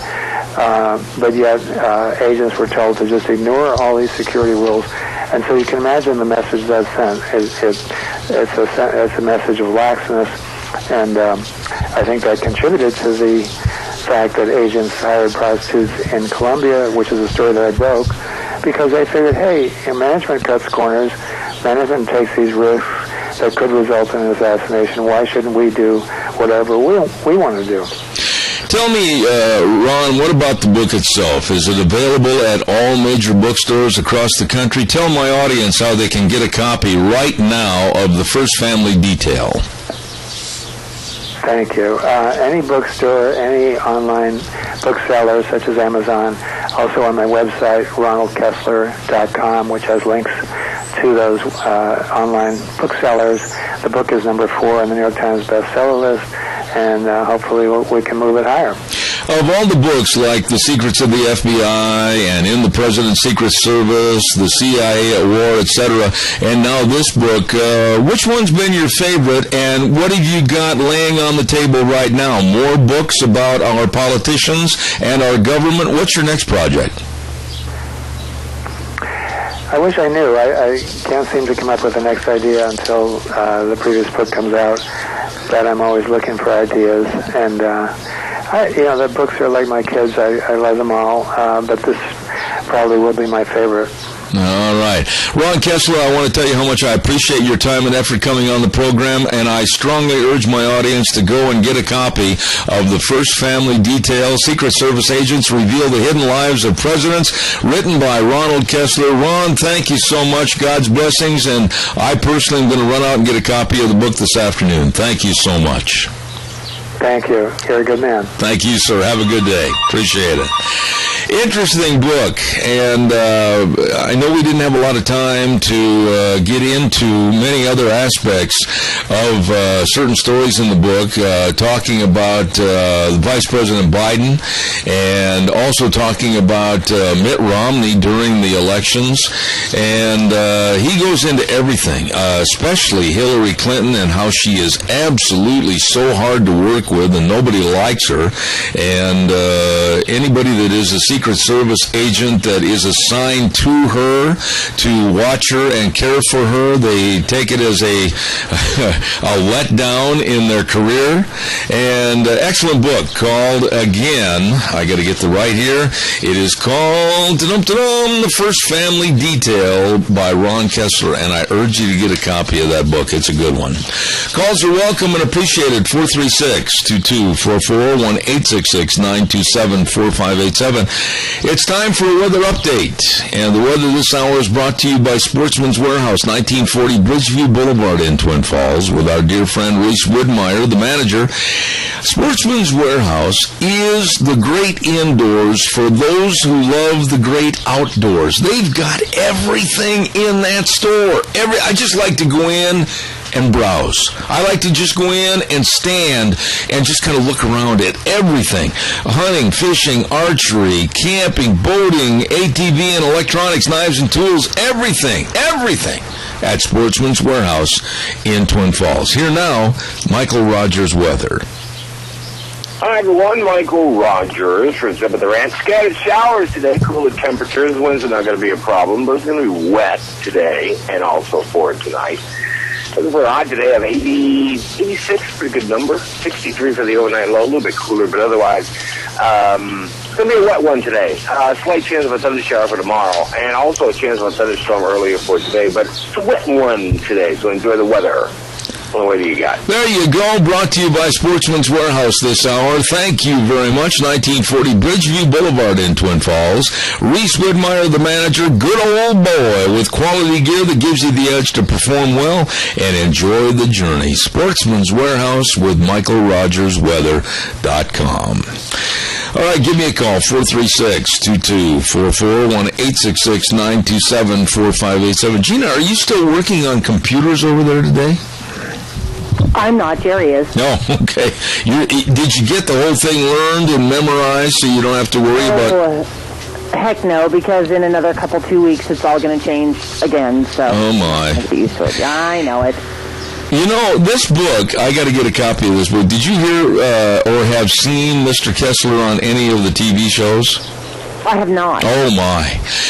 Let's just say that politicians do not like Mr. Kessler. And one of the stories, now this ought to really make everybody back up and go, ooh, so close to lunchtime. He writes about Vice President Joe Biden goes home to his residence in Washington and also at his home in Delaware, and when he is being tutored, if you will, and being protected by female Secret Service agents, he goes home and takes his clothes off on the backyard and jumps in the pool. Inappropriate? I would say classless, wouldn't you? Yeah, and okay, so here's my question. Why just female? Secret Service agents. You know, and he's almost like an exhibitionist. And he goes on to talk about that.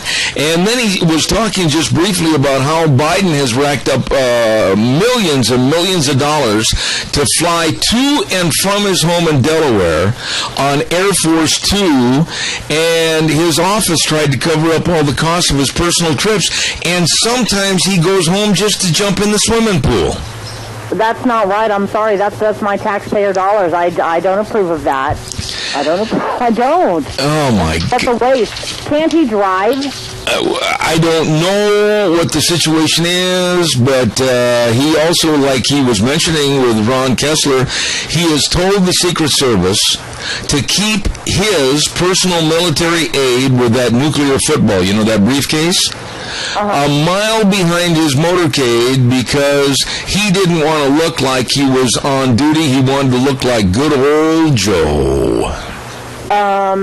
Look, you are the Vice President of the United States of America. You do not take time off. You're always on duty. Yeah. Period. I got to get this book. And then it talks a lot about Michelle Obama. And she tries to push Barack to be much more aggressive in attacking Republicans. And also, regardless of the issue, side with blacks in racial controversies. Look at what's happening right now. Oh, yeah. The most divisive administration that we've ever had. Yeah, period. Yeah. This mess in Missouri is absolutely scary, and I certainly hope, I don't know if you heard a lot of the first hour or not, but right now we're on the verge of complete anarchy. We're on the verge of people becoming, in that area, a completely lawless society. I don't think that the local Ferguson police can control it. I'm not even sure if the state police can control it at this juncture. I think they're going to have to rely upon National Guard and, quite frankly, treat it almost like Watts, L.A. Back 20, 30 years ago. Were you actually watching the live feed video last night? Some of it. It was disgusting, and I just couldn't believe. Did you see those punks breaking into that store by using guns to break and shoot the locks? I did not actually see that part. I was watching just bits and pieces. Oh, my goodness. How would you like to be a property owner back there? Oh, I would not. I would not. I would not want to be a property owner back there. I mean, I feel for the citizens who are completely helpless and innocent in this entire situation, and yet all of their property is being destroyed by a very select few. And this is what I will say, and I do agree with Al and you when you made this statement. They need to get Al Sharpton out of there. Absolutely. They need to get Reverend Jesse Jackson out of there. All they're doing is being insightful. They're not helping the situation. They're helping incite more violence to the situation. So they need to pull those guys out of there. What did you think? Calm down the situation. What did you think about the story that I had this morning? And I verified this at about 6:15 this morning. That they literally, the Jesse Jacksons and others, are rolling out these voter registration tents. That's so tacky. So tacky. Oh, my goodness. And they put one of the tents right on the spot where this young man was killed. This is not even low class. It's no class. It's no class. And for them to go to a community that's already hurting, to be more insightful and to just anger the people instead of help soothe the people in trying to get all of this done and taken care of. Honestly, this is what I will say. I think that Al Sharpton and Reverend Jesse Jackson are making this a race issue. No, I agree. It's truly not. I agree. I don't think that this is a race issue at all. But those two gentlemen right there are making it as such, and they need to shut their mouths and get out of there. And the people of that community need to tell those guys, you know what? You guys aren't helping. Please leave. If you want to donate some of the funds to help rebuild our community, fine, but shut your mouth and get out. But right now, as we said last hour, this is a no-win situation. How do you stop the violence, and how do you come out of this where you can have basically some kind of an agreement that we're going to stop, you'll stop, we'll stop this thing, we don't want to destroy any more property? If the policeman is found innocent and they find that this boy actually did attack him and he was acting in self-defense, Gina, we're going to see a recurrence and a resurgence of this problem all over again. Like you already stated, either way, whatever outcome is going to come to pass, there is no winners in this one. No. There is no winners in this one. And I think the only way to truly pacify the situation as it stands right now is to get those blabbermouths out of there, Al Sharpton and Reverend Jesse Jackson, pull them out of there. That would greatly calm down the situation to where people could actually come to the table and talk logically instead of being all riled up over issues that really have nothing to do with this particular... But what do you do about the turmoil of all these people coming in and absolutely going against the rule of law? And shut down the city. Absolutely. I agree with you. I agree with you. I agree. One of the little story that people need to worry about, did you hear what the terror group, which now has changed its name to not be ISIS, they simply are going to be called the Islamic State, they have made a statement this morning, and it is chilling. They have issued yet another violent threat against America, and they posted this on Reuters news service this morning, and they said, quote, "We will drown all of you in blood," meaning America. Well, and what did our illustrious leader have to say about this? I would straight up take that as an attack. It says here, according to Reuters news service, that the Islamic State, that group of absolutely worthless killers, warned it will strike Americans anywhere in response to U.S. attacks against its forces. So basically, anytime we do anything against them to try to thwart them and try to stop them, they're saying that they're going to be picking and choosing targets here, there, and everywhere. Yeah. And they say, quote, "We will humiliate them everywhere, God willing, and we will raise the flag of Allah in the White House." So was President Barack Obama out playing golf when all of this came out? Yeah, or Holder going to Ferguson, Missouri. You know, that's something that I honestly cannot understand, is how the Democratic Party and this administration can sit back and say, well, we didn't go to the border because it just wasn't important enough. Or we didn't go to Chicago because it wasn't important enough that all these young people, every day of the week, there are mass killings going on the south side of Chicago. And why they would pick Ferguson, Missouri, with both Eric Holder, the Department of Justice, and also Obama to get involved, I'm starting to wonder if maybe that kind of theory that one young man had earlier in the first hour this morning might not be ringing true. Okay, so they have pretty much already declared, and call me incorrect on this, and we do have a quick phone call, I think they've already declared martial law in that city. And so, therefore, who's to say that this could become a larger issue? And maybe they're just going down there to watch it spread, to make all of this happen. We are. And that theory is out there. I agree, but right now, I don't think there's anybody that can argue. We might think that we're safe and everything is secure right here in southern Idaho. But ladies and gentlemen, I put this to you. Right now, this country is absolutely like a tinderbox. And it's like a long fuse that's being lit all across our nation. We've got to be cognizant. We can't be naive, and we've got to protect our communities, our children, our schools, etc. We've got to be very aware of what's going on. I will say this, and then we should take this phone call. It's not only that, but we, as the American people, need to stand up together, united, instead of divided, which is exactly what this administration is trying to do. I agree. We need to stand up and stand together to get this administration out. Caller, I tell you what, I'll take a quick call, and then I've got to do a commercial, so I've only got a minute, caller. Real fast. Go ahead. Yes, Ed. As far as confiscation of weapons, I don't see it happening here in Idaho. I've spoken to a number of police officers containing this issue, and they're totally 100% against confiscation, because if this country gets to the point where we need martial law, there's not going to be enough people around to implement it. We've got to protect ourselves. I agree with the protection of ourselves, Tony, but I'll tell you what, I'm very, very concerned about some of the events that are happening that could impose from the White House down across the hinterland rules and regulatory type means which would really establish a thumbs down on the American public. I got to do a commercial, Tony. God bless you, man. Thanks for your call. Okay, thank you. Bye. Don't forget our friends at Lee's Furniture, Floors and More at 459 Oberlin and Burley. Oh my goodness, all the comfortable furniture, all the beautiful furniture for you and your home.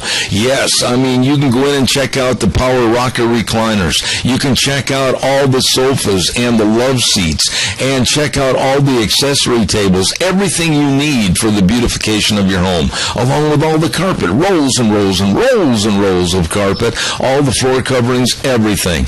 Please stop in and talk to the people that really know how to help you at Lee's Furniture, Floors and More at 459 Oberlin and Burley. Lee's Furniture, Floors and More.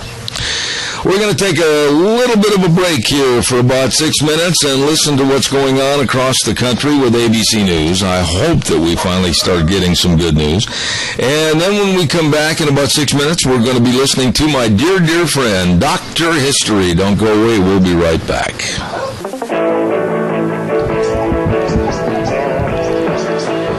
Oh, my. It was close.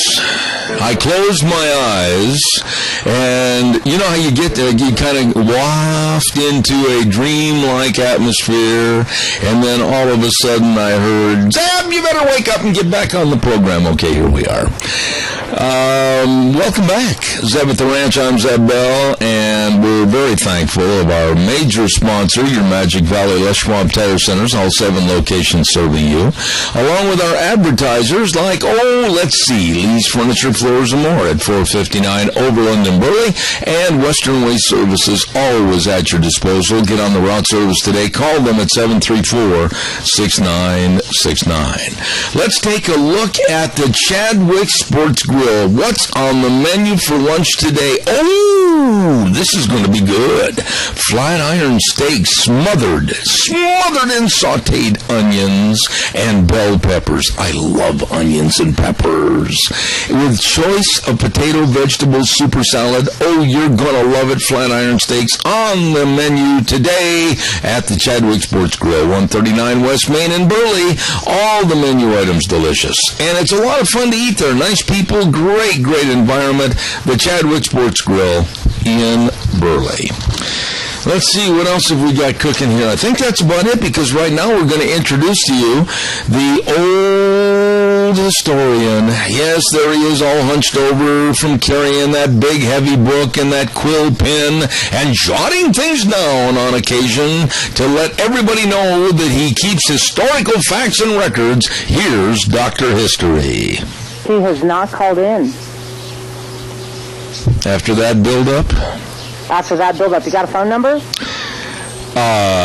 And I say yes, but not here with me at the desk because he's always so right on time.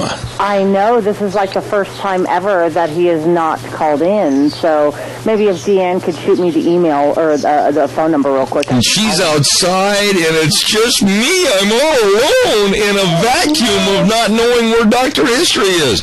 And you're on camera, Deanne. You're on camera. Easy. You're on camera. I won't tell you, she just ran in to help, and perhaps she shouldn't have just run in to help. She's like, I'm on camera. Yeah. I'll bail. Anyway, anybody out there that knows Dr. Ken Turner and would like to jog his memory and tell him that it's... Hold on, this might be him. It's him. Oh, good. Let's wait and see. Okay, got him on the phone. We're going to chastise him. You are late. You owe us $1,000 fine. Zeb,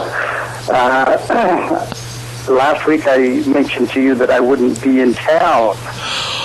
You did? Yes. You know what? Ladies and gentlemen, he did. The onus is on me. All the birds in the tree are sitting above my head ready to let go because it's my fault. I forgot. But I'm here if you want to talk. I don't know what we can talk about. But. Well, we can, you know what? I know you're with your family, and I don't want to involve, taking you away from your family and your grandkids and everything. But it was my fault. I found a note now on the back side of this page that says Dr. Ken Turner will be out of town and not available for the program this morning, and I forgot to book anybody. Well, I was curious, so I tuned in on the internet to see what you were going to talk about. Well, we were talking about you. I see that. Hey, real quick, while I got you on the air here, Ken, tell us a little bit about Dr-History.com.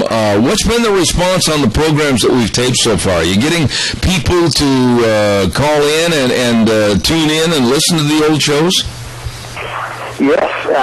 In fact, I've had a few people send me an email on our webpage. There's a place where you can send comments, and so anytime somebody sends a comment about a show or a story, I try to reply back to them and talk to them, let them know, that I appreciate them listening.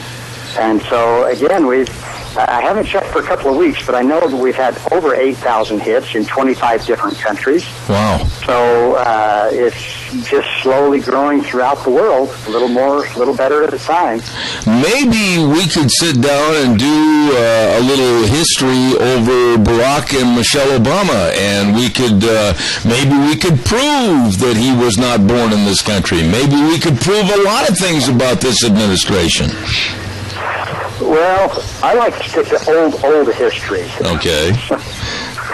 In fact, I've got to say, next week I'm going to talk about some things.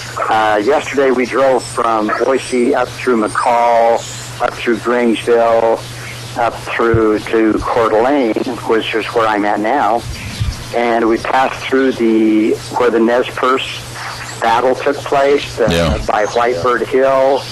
And just a little history of some of the towns, Lapway, and some of those places along the way between Boise and Coeur d'Alene. Today we're going to go visit some of the historical places here in Coeur d'Alene. Okay. Does it impress you like it does me? And a lot of times, if I'm doing a rodeo someplace, whether it's in Wyoming or up in Montana or even in California or Oregon, Washington, whatever, and you get to thinking about the area and you know some of the history of that area, and you wonder, you kind of just close your eyes and wonder how those people managed to do what they did over 150, 60 years ago, and to get to various locations and build their homes and get the supplies and everything. It's absolutely amazing to me. Well, especially as you drive through some of the canyons that had to be just, wagon trails, basically, up through some of those canyons where the rivers are running. Right. Had to be really rough going. And then, again, we have done a story on Chief Joseph and the Nez Perce Indians. And again, traveling through that area and trying to picture the battles that took place and the Nez Perce Indians that traveled through there. And when I leave here next week, I'm going to be traveling the other direction over through Montana, which again is where the Nez Perce crossed through the on the Lolo Trail, through the Lolo Pass over there into Montana. And so I'll be able to see kind of the other side of where the Nez Perce Indians were being tracked and trailed by the cavalry and the military. So I love being able to go to places where we have talked about on this show. Absolutely. Listen, Ken, the wonderful Gina over at our main studio has got a program that we can play and kind of go into that as part of a past tradition and past program that we've had. And I'll let you go and get back with your family and enjoy your day. And please take my humble apologies. You told me, it is my mistake. I apologize. Not a problem, Zeb. I'm glad I was listening so I could at least call in and let you know where I was. All right. Well, God bless you, Ken Turner. We'll look forward to talking to you next Tuesday. How's that? That sounds great. All right. Good day, Zeb. Thank you very much. And right now I'm going to turn this back over to Gina. Gina, you have saved my bacon from burning. Thank you so much. You know, I want to just say compliments real fast to Gina Jameson over at our station and Dr. History, Dr. Ken Turner, and also John Ellis, everybody involved jumping in, and we had a really interesting segment about Days of the Old West with the stagecoaches. Thank you very much on the segment for Dr. History. We're going to send it back to our main studios. We will be right back with more regarding the EPA in just about 3 minutes. And now, back to Zeb at the Ranch on AM 1230 KVAR. To reach Zeb, call 436-2244 or toll free 1-866-927-4587. And now, here is Zeb. Thank you very much and welcome back. Real quick, I want to remind everybody, on Thursdays we have a segment called Cassia County School Days, and we're very appreciative of two businesses being involved to bring that to you, and they are A Child's World at 1308 Overland in Burley. Don't forget, they've got all the children's clothes for back to school shirts, back to school jeans. They've got all the Robies and Petitpet shoes, and they also have school uniforms. Everything right there for the family and for your children's clothing back to school at A Child's World, 1308 Overland in Burley. Also, our thanks go out to the Ambulatory Surgery Center, 1344 Highland Drive in Burley. If you're anticipating hand surgery, cataract surgery, arthroscopic knee surgery, colonoscopies, please call them. They can help you save hundreds and hundreds of dollars. Please call Ambulatory Surgery Center of Burley, right across from the hospital at 677-8888. Ambulatory Surgery Center and A Child's World, bringing you school days in Cassia County. I really owe this man an apology for waiting. We got a little bit behind due to some technical difficulties on my part in the last half hour, and I want to say a good morning to Americans for Prosperity Director of Policy, Mac Zimmerman. Mac, good to have you on the program. How are you? Great to be here. Thank you. Mac, what about the EPA? What about their new rules? You know, this press release that we have dating back to June 2nd, 2014, it says that Americans are going to have new carbon regulations released by the EPA, which call for a 30% reduction in greenhouse gas emissions by 2030. And I'm sitting here going, are we going to regress our society that much that we're going to absolutely be in a tailspin economically and also progressively for the future? How bad is this going to get, in your opinion? Well, I mean, I think you're exactly right. I mean, the administration rolled out this massive 645-page rule earlier this summer. It seeks to impose some of the same kinds of very draconian restrictions on emissions that you may recall the administration tried to get through a Democratic Congress back in 2010, and that they were unable to get the votes to pass it through. So this is sort of their effort to sidestep public opinion, I think, and where a lot of representatives on both sides of the aisle stand, and to try to achieve through executive fiat what they were unable to do through the normal democratic process. So that's obviously a big concern for a lot of folks. And then, of course, the economic element that you touched on. You may have seen the U.S. Chamber of Commerce recently conducted a study of the impact of what strict emission caps would do, and found that those caps could kill as many as 224,000 jobs a year and reduce economic output by $51 billion. And again, that's every year through 2030, not to mention the increased electricity costs that folks will see. In the Intermountain West area where you're out in, that's one of the hardest hit regions, according to that analysis, which found that these restrictive new limits would kill about 26,000 jobs and vaporize about $5 billion annually out of the regional economy. So that's something everybody should be thinking about. Mac, let's break this down a little bit more for the people that are listening. Do you have any facts and figures and stories that are going to say what people are going to have to do and how they're going to have to change their lifestyle, what they're going to have to live without, how they're going to have to diminish certain things? I mean, this is almost unattainable to me for families that are on fixed budgets. I don't know how they're going to do it. You know, that's an incredibly important point. I mean, as you know, some of the lowest income folks spend the largest percentage of their take-home pay on their utility bills. In fact, the lowest 10% of earners in the U.S. end up paying about 3 times as much in terms of a share of their income for electricity as other folks. And so, they're going to be hit the hardest by this. These EPA rules are leaving states, and this sort of speaks somewhat to the anti-democratic element of these rules.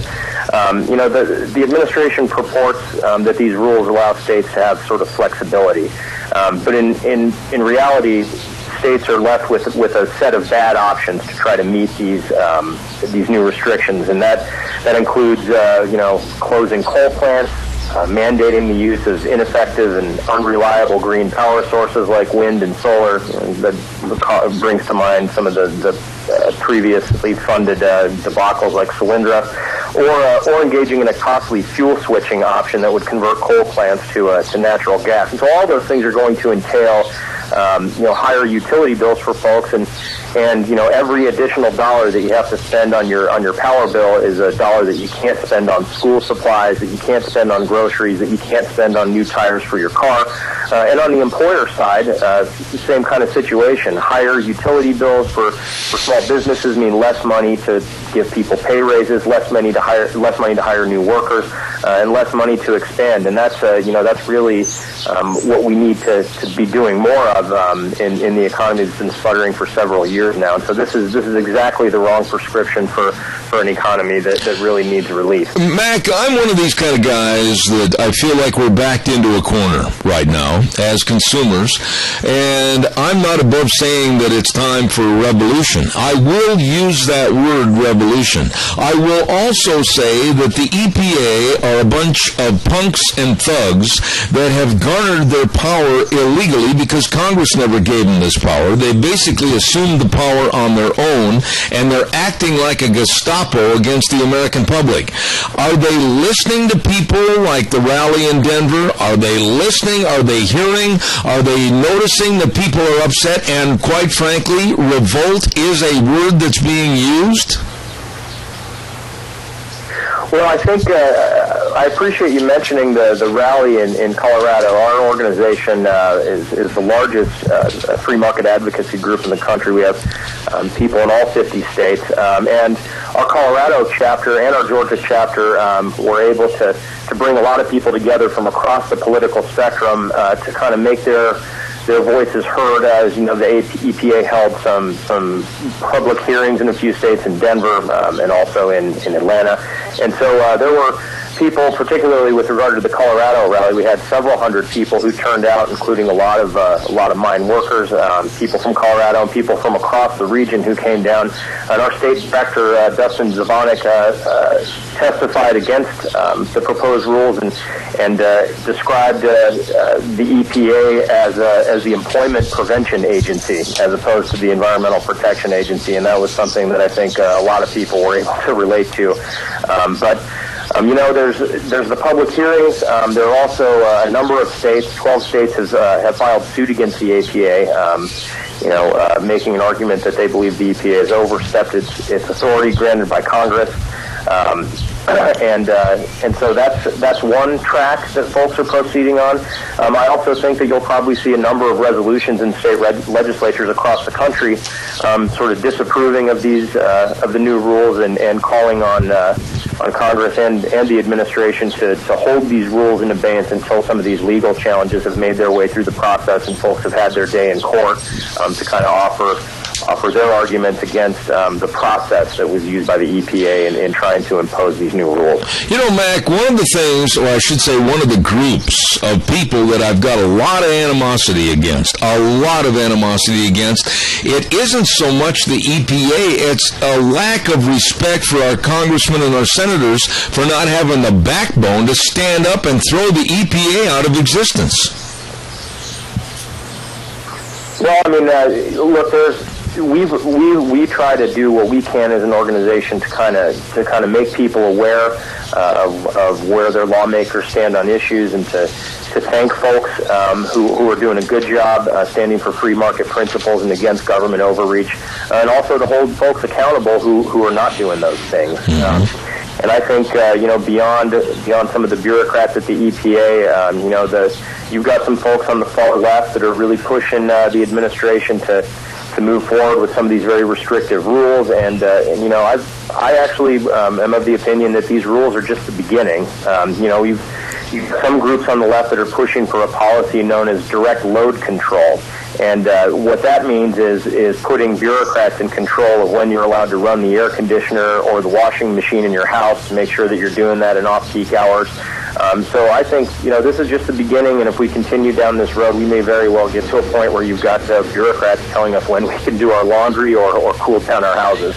Let me ask you, before we get to that juncture, and before we have to think about that word revolt and take matters into our own hands, what do? I mean, they're not listening to us. We can send letters. We can make phone calls. What do we do? Is there any common sense approach to this?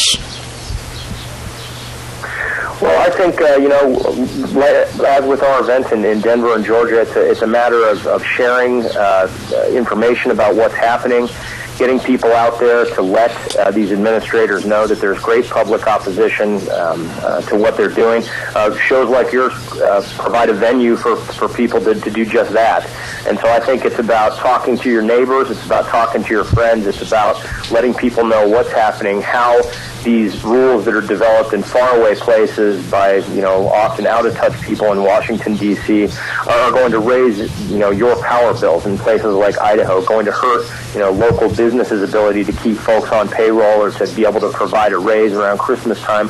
I mean, it's about spreading the word, the kind of grassroots work that AFP and other groups do to try to just engage citizens in the process and to provide them with the information that they need to hold folks accountable. Let me ask you this, though, Mac. When you look at the rally you had in Denver, and God bless you for putting this thing on and trying to be a voice and trying to be basically a stick in the eye of the EPA, I salute you for that. But instead of 500 people, there should have been 5 million. I mean, what is the matter with the American public that they don't understand that they've got to rise up, they've got to get involved, and they've got to say a simple 2-letter word to the government, and that is no. Why aren't more people doing this? Are they that naive that they think it's not going to affect them?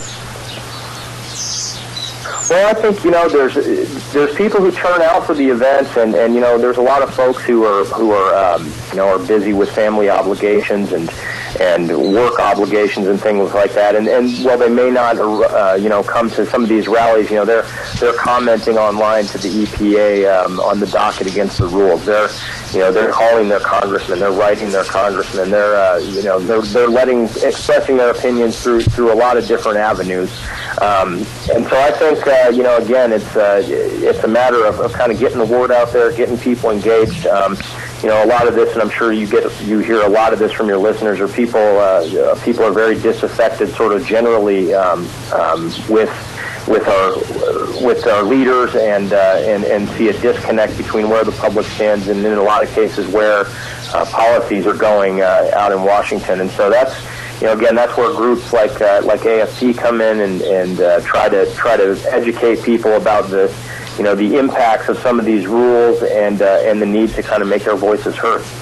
What about this administration? Can we make it through this administration and look forward to 2016, or is there even a more bleak observation about 2016 and beyond? I mean, what are your thoughts? Can we overcome this mess and restore sanity, or is it beyond hope? Well, I'm an optimist, and I believe that an educated citizenry will get things right, often where Washington politicians get things wrong. And so I think there's going to be good folks who are running for office on both sides of the aisle. I think there's going to be AFP is a nonpartisan organization. We've got activists from across the political spectrum who are making their voices heard, and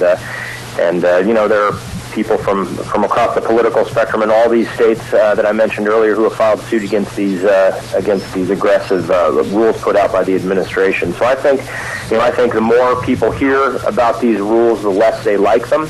And so I think educating the public again is important, and I think shows like yours are a great forum to be able to talk about those impacts. Is there enough being done? Last question, Mac. But is there enough being done with various businesses and corporations to inform them that they are going to be the lamb going to slaughter? Whether it's the recreation industry with campers, whether it might even be the ice cream industry. People can't afford to go get an ice cream cone, or maybe it's like baseball, football, and basketball. People won't be able to go anywhere and buy tickets to go to the games because they got to concentrate on saving their money just to have the staples of life due to these EPA rules. Do these people understand how serious this is? Well, I think you've got, again, the analysis I was talking about earlier about the really severe economic impacts that very restrictive new rules on carbon emissions are going to cause in different regions of the country and in different employment sectors. I mean, that analysis was put together by the U.S. Chamber of Commerce, which, as you know, is a consortium of businesses are part of the membership there, and it cuts across a lot of different sectors. And so I think, I think the more people are hearing about these rules, whether it's whether you're a working family in Nebraska or a small business in Colorado, people see those utility bills every month. I think people have seen over the last several years kind of the direction that the government's gone in terms of more regulation, more red tape, and added costs. Whether you're talking about Obamacare, whether you're talking about these proposed rules, whether you're talking about efforts to mandate a hike in the minimum wage at a time when employers are having a hard time adding jobs even at the current minimum wage.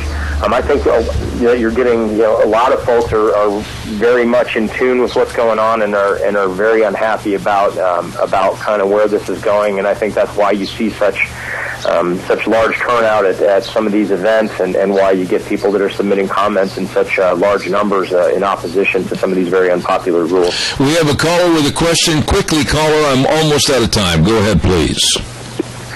So quickly, 2 points. When they shut down a power plant with a coal mine close by, they shut down our source of power, but they ship the coal to China where there are no regulations, and it's all in the same biosphere, so to speak. You know what I mean?